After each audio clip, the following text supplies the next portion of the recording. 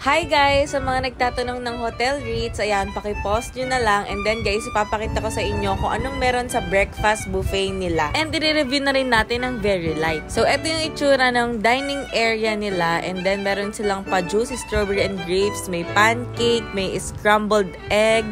Merong ginisang ampalaya para sa mga healthy living people. Tapos meron din silang spring rolls, vegetables na hindi ko mawari.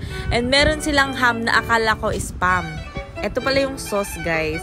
May fried rice din sila and yung pansit. Bet na bet ko yan. Meron ding plain rice para sa mga ayaw ng sinangag. Tapos meron sila ditong fruits and veggies. Ayan, pwede kayong mag-salad. Meron ding yogurt, may sesame dressing, may mga olives, may cherries, tas may cereals, may milk, may peanut butter, mga tinapay, may baguette, and may oven. Meron ding brewed coffee and miswa soup and may hopya nga pala sila dito. So, eto na yung mga kinuha ko yan, guys. Medyo diet tayo for today. Tapos, miswa soup and Greek yogurt. Papakita ko lang ulit sa inyo yung wide angle ng dining area. So, unahin na natin yung pancake. Hindi ko gaanong bet yung pancake. Parang pag naubos ko yung pancake, busog na ako agad. Pero okay na may lasa niya. Pero hindi kasi malambot. Next naman natin tong scrambled egg. Tamang-tama lang yung pagkakatimpla at pagkakaluto niya. Ito pa yung isang super bet ko, yung pansit nilang medyo masabaw, ang sarap. At ang social kasi pepperoni yung sahog. Napasayaw na lang sa sarap. Ito namang ampalaya ay para sa amin lang mga healthy living kasi nga mapait talaga siya. So, dito naman tayo sa talagang nagpasaya sa akin itong ham nila na hindi basta-basta kasi guys, ang kapal.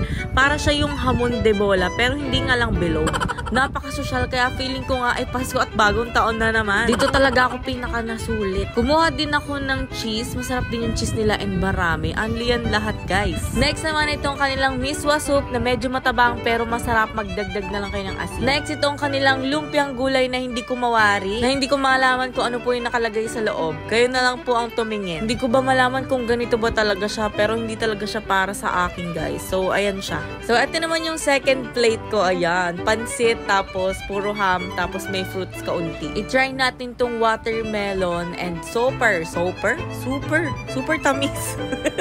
Pero guys, matamis talaga siya. Tapos next naman natin itong mangga. Sabi ni Kuya matamis daw. Tikman natin kung matamis talaga. And matamis talaga siya. Napapatango-tango na nga lang talaga ako dahil matamis talaga siya. Pero ito talaga kasi yung pinaka the best yung ham nila. Kaya kumuha pa ako. Ito naman yung second day para maiba lang. Ayan, gumawa lang ako ng tinapay or pizza kung ano man yan. Huwag nyo ako i-judge kasi nagmamadali kami niyan. Yung second day, yan yung mga food na meron sila. And then ito naman yung third day, guys. Same but different. O, gets nyo na yan. So, yun lang. Next naman natin yung island hopping na Tour A and C. Follow for more!